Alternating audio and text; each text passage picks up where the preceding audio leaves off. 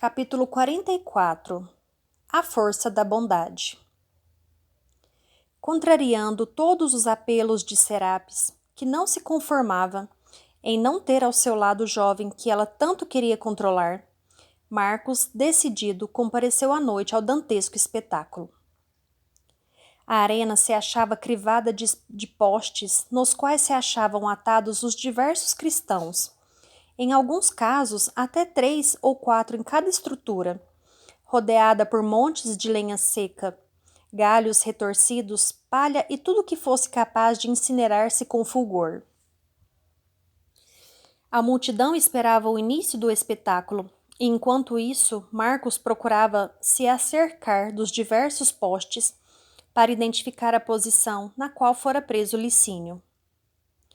Não tardou muito para que, mesmo a distância razoável, o administrador, apesar de seu estado emagrecido e débil, fosse visto pelo amigo das arquibancadas repletas.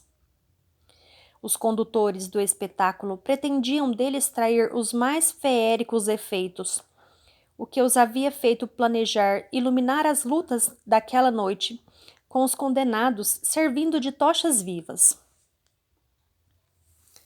O Coliseu estava o mais escuro possível, principalmente em sua área central, onde apenas uma apagada penumbra permitia entrever-se a silhueta. Ainda assim, Marcos conseguira encontrar o amigo e se postara o mais próximo que pudera daquele marco que se lhe iluminaria à medida que as chamas crepitantes o envolvessem. A maioria dos condenados cristãos mantinha o coração oprimido, mas a fé em Jesus sustentava seus sentimentos. Traziam todos as roupas pobres embebidas em betume para que incinerassem de maneira viva. Os outros condenados, que não possuíam senão os deuses antigos como ponto de apoio, em verdade nada tinham. Gritavam desesperados, vociferavam palavras vis, prometiam vingança, vomitavam impropérios, pediam clemência, denunciavam condutas ilegais de autoridades consideradas respeitáveis. Amaldiçoavam aquela geração indigna, dando vazão ao seu desespero antes mesmo que as achas de lenha fossem acesas. No mundo espiritual, o espetáculo daqueles heróis do cristianismo que avançava estava envolvendo a todos em luminosa atmosfera. Da mesma maneira que no circo máximo, quando da execução de João de Cleofas, Lívia e Lucílio, o plano espiritual estava ali, revestindo toda a estrutura do imenso teatro Flávio, com a cobertura magnética que lhe emprestava singular formato, se observado do plano etéreo. Semelhava-se a vasto recipiente coberto por uma tampa cristalina, a qual se ligava aos planos superiores por luminoso facho de energia, como respaldo divino para tudo aquilo que estava ocorrendo naqueles dias com centenas de pessoas. O amparo invisível não se limitava aos que serviam vitimados pelas feras ou pelo fogo, no testemunho da própria fé ou no pagamento por delitos vulgares. A ajuda do alto não chegava apenas aos que eram executados, por um motivo ou outro, mas se estendia sobre toda a multidão ignara, perdida em sua ilusão de poder e prazer, fantasia e gozo, excesso e diversão. Além do mais, não se restringia o auxílio aos encarnados, que ali se aglomeravam, já que o número dos espíritos necessitados e em desequilíbrio era significativamente maior. Com tal estrutura magnética, o amor procurava atender a todos os necessitados, que tiranos, vítimas ou espectadores, eram seres a caminho do crescimento evolutivo. Imensas fileiras de espíritos luminosos se destinavam àquele ambiente para servir de amparo e despertamento aos que se permitissem tocar na sensibilidade pela compaixão. Sobretudo naquele momento, nobres entidades se acercavam do local a fim de recolherem os valorosos cristãos, entre os quais Licínio, encaminhando-os aos planos de beleza e paz que o mestre houvera prometido aos seus seguidores fiéis até o fim. Aos que houvessem se esforçado em passar pela porta estreita, As bênçãos do reino dos céus estavam esperando. Ao poste onde se deixara prender o administrador, se vinculavam entidades generosas e amigas que já haviam passado pelo teste de entregarem tudo, até o próprio corpo carnal em favor de outros. Envolviam-nos Zacarias, Cleofas, Lívia, Simeão, Estevão, ao mesmo tempo que inúmeros discípulos diretos do Divino Mestre se achavam vinculados ao grupo dos sofredores organizando socorro. Na sua condição de líder dos cristãos, que entregava a vida ali mesmo naquela Roma, no passado, Simão Pedro era dos que mais se esforçava por amparar os desesperados. Tanto que no centro da arena ele se mantinha de pé, ao mesmo tempo majestoso e humilde em oração a Jesus naquele momento trágico, no qual muitas almas sucumbiriam e outras tantas se comprometeriam com o erro. O espetáculo estava prestes a ter início. Marcos agoniava-se pela consciência do mal que havia feito, do qual não conseguia desculpar-se. Soldados irônicos e indiferentes surgiram de uma abertura no solo, carregando tochas pequenas em suas mãos, colocando-se um ao pé de cada mastro que seria aceso. Estimulada pelo movimento, a turba exultou, dando mostras de ansiosa sede por sangue e agonia. O condutor dos festejos ordenou que a música barulhenta anunciasse o momento do início da celebração e aos gritos estridentes dava vivas à grandeza de Roma e dos deuses que a sustentavam, no que era acompanhado pelo público presente, ao mesmo tempo em que saudava a sabedoria de César, aquele Adriano ausente da cidade, que com um espírito cosmopolita provavelmente reprovaria o dantesco espetáculo, tendo que suportá-lo, entretanto, em face das necessidades de emoção que o povo reclamava. As pessoas se agitavam e as vítimas, mais amedrontadas, começavam a gritar, a chorar alto, a desesperar-se ante a aproximação da dor derradeira. Nesse momento, os cristãos que se haviam reunido antes nos calabouços procuravam olhar o céu estrelado, na tentativa de vislumbrar Jesus na esperança firme que nutriam. Sabendo que havia chegado o momento, Zacarias, Cleofas, Simeão e Lívia se acercaram de Licínio em oração de júbilo pela vitória daquele valoroso ex-soldado, daquele Lucílio que ajudara a proteger a vida de Pilatos, daquele que servira de apoio à tarefa de Zacarias, no passado, que fora preso nas catacumbas ao tempo de Nero, que fora devorado pelos leões na mesma cerimônia em que Lívia havia sido morta, e que João de Cleofas, o pregador destemido, havia sucumbido por amor à causa do mestre. Ali estava aquele que agora não seria vítima do acaso por estar em um local errado, na hora errada. Agora ele estava ali em sacrifício pela vida de outras pessoas, na demonstração do verdadeiro amor e da bondade que fortifica aquele que a cultiva. Os espíritos amigos fizeram ao seu redor um cordão de forças espirituais, a fim de que não lhe faltasse coragem e determinação naquele doloroso momento de seu testemunho, aceito pelo Cristo como prova do entendimento de sua mensagem libertadora. Uma grande auréola rutilante circunscreveu-lhe a posição na arena, a denunciar ao mundo espiritual que ali se achava um devotado lutador do bem no exercício da bondade verdadeira. Ao som dos trompetes guerreiros, os soldados se aproximaram das pilhas de madeira igualmente molhadas pelo líquido combustível. Antes, no entanto, que as labaredas se vissem alçadas pela força do vento que varria o ambiente, Cleofas e Zacarias se acercaram de Licínio e intuitivamente convidavam o heróico servo do mestre. Licínio, esta é sua grande oportunidade. Vamos, meu filho, cante forte. Cante alto, sua voz será apoio para os mais fracos e mensagem para os loucos que escutam e veem esta tragédia. Falava-lhe Zacarias docemente. Isso mesmo, Licínio, cante como cantamos naquela tarde da arena do circo.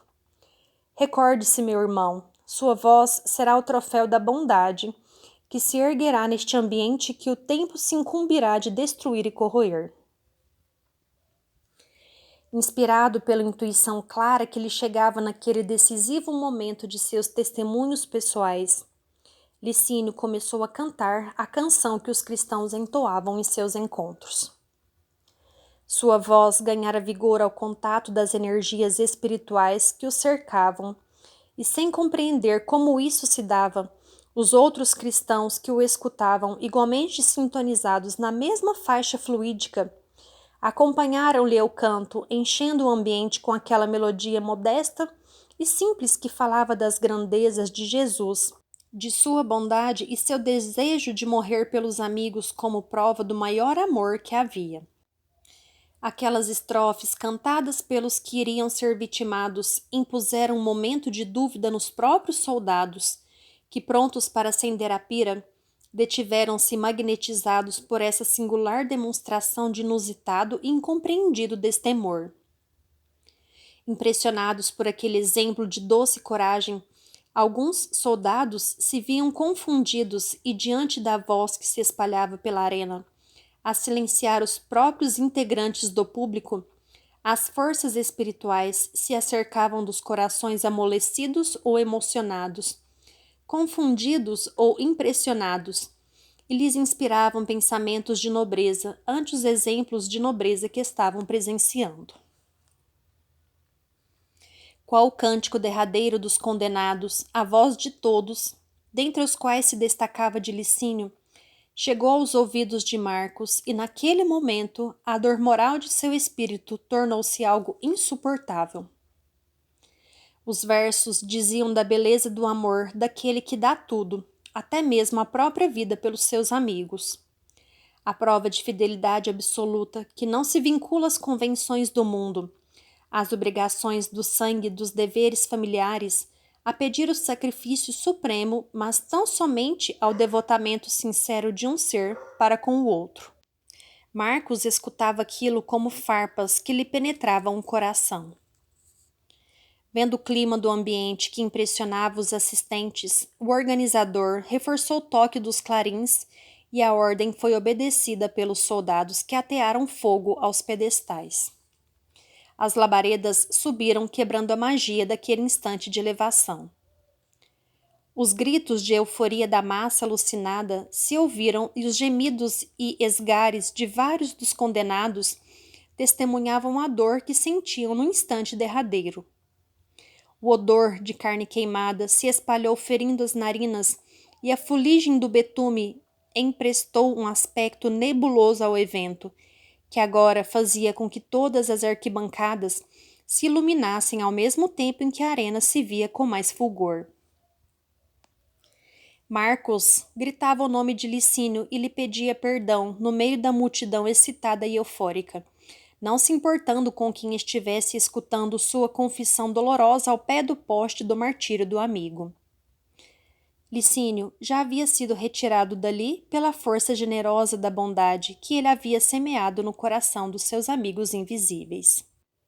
No entanto, no plano espiritual, Zacarias sabia das dores daquele Marcos, o mesmo sábio que servira na guarda escolhida pelo centurião Lucílio para a escolta de Pilatos, e que aceitara seguir com a tarefa de envenená-lo no exílio a mando daquela Fúlvia de ontem e Serapis de agora. Sim, aquele Marcos havia sido sábio, que depois fora envenenado por sua amante cruel Fúlvia, e que logo que despertara no plano espiritual fora recolhido por Zacarias, o sapateiro que havia ingerido o veneno, que ele se encarregara de endereçar a Pilatos.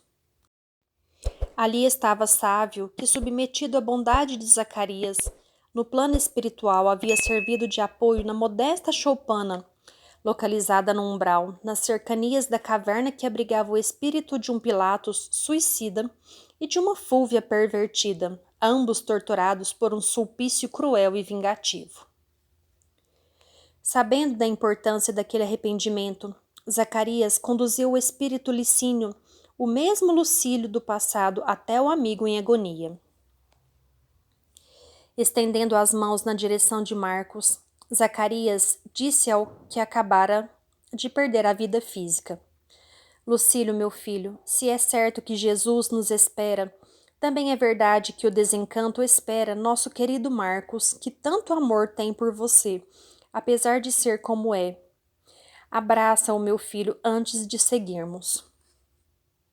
Entendendo a necessidade de seu amigo, ante o conselho de Zacarias, Lucílio se acercou de Marcos, sávio, e enlaçou-o com seus braços espirituais, depositando logo depois um beijo na altura de seu coração, o que parecia mais uma flecha luminosa a penetrar as fibras musculares, apagadas daquele órgão que não havia sido, até então, fustigado tão duramente quanto naquelas breves horas de seu regresso a Roma, e lhe sussurrou aos ouvidos espirituais: Marcos, seja bom sempre, eu estarei ao seu lado, meu amigo, e rogarei a Jesus por você. Marcos sentiu no seu íntimo o afeto de Licínio, e num impulso irrefletido sentiu-se enojado de tudo aquilo que estava vendo. Daquela sociedade cruel e covarde que matava as pessoas sem nenhuma piedade, dos juízes que um punhado de ouro ou de favores era capaz de corromper, dos deuses que do alto de seus nichos lutavam para prevalecer em crueldade e indiferença. No impulso, lembrou-se de Serapis que o esperava para dar-lhe o filho tão aguardado. Suas forças foram canalizadas para procurar a saída. Percebera igualmente que um significativo número de pessoas, tanto quanto ele próprio, deixava o recinto impressionado e repelido pelas cenas cruéis que tinham testemunhado. Saiu do Coliseu e dirigiu-se para a vivenda como se pesasse uma tonelada e seu corpo fosse esculpido em chumbo. Revia as conversas com Licínio, os ensinamentos que havia dele recebido, os exemplos de bondade que aprendera com sua conduta suave e compreensiva, os desabafos e as confissões de seus defeitos e fraquezas ante os ouvidos atentos e compassivos daquele que agora não mais existia no número dos vivos na carne. Não percebeu que já havia chegado, transportado pelo braço de fortes serviçais que sustentavam a liteira pelas ruas tortuosas. No interior da casa, movimentação intensa demonstrava a ocorrência de algo diferente nos dois planos da vida, que agitava as pessoas e faziam trabalharem atentos os espíritos, entre os quais Lívia, Simeão, Abigail e Cleofas, que para lá tinham se dirigido juntamente com Zacarias e Licínio. Assim que este havia sido retirado do corpo físico, depois dos derradeiros testemunhos de fé. Senhor, Senhor, procuramos por toda parte, não conseguimos encontrá-lo. Sabíamos que estava no espetáculo, mas não foi possível localizá-lo a tempo. Sim, mulher, que aconteceu? Perguntou Marcos desesperado, como a ser retirado de chofre da condição de torpor em que havia sido posto pela morte de Licínio. Serapis está em trabalho de parto e parece que se trata de um parto delicado e difícil. Em realidade, Serapis sofria muito pelos gritos que emitia, ainda que abafados por tecido que trazia preso entre os dentes para morder como forma de alívio para a dor. Não tardou muito para que os vagidos de uma criança surgissem no ambiente. Todavia, Marcos não se permitira entrar no quarto antes que as pessoas que lá estavam no atendimento de Serapis assim o autorizassem ante as dificuldades da parturiente. O tempo custava a passar e longos minutos de silêncio depois, escutou-se outro choro de criança. Como é possível? Será que o bebê está chorando novamente? No entanto, suas indagações foram logo respondidas por uma das mulheres que saiu do quarto sorrindo vitoriosa. Era a parteira que ele havia contratado para assessorar no nascimento. É homem? Perguntou afoito Marcos. Não, meu senhor, respondeu a mulher entre sorrisos. São homens. Como assim? Falou ele quase dando pulos. O senhor é pai de gêmeos, homens, senhor Marcos. Assim que as crianças estiverem limpas, tê-las-ás em seus braços. Marcos não cabia em si de contentamento. Finalmente havia sido presenteado pelos deuses, não com um, mas com 2 filhos homens. Por um instante, esqueceu-se das tragédias do Coliseu e passou a pensar apenas no futuro de sua família. E Serapis está bem? Perguntava interessado na mulher amada. Sim, está muito cansada pelo esforço, mas nada que um dia de descanso rigoroso não seja capaz de recuperar.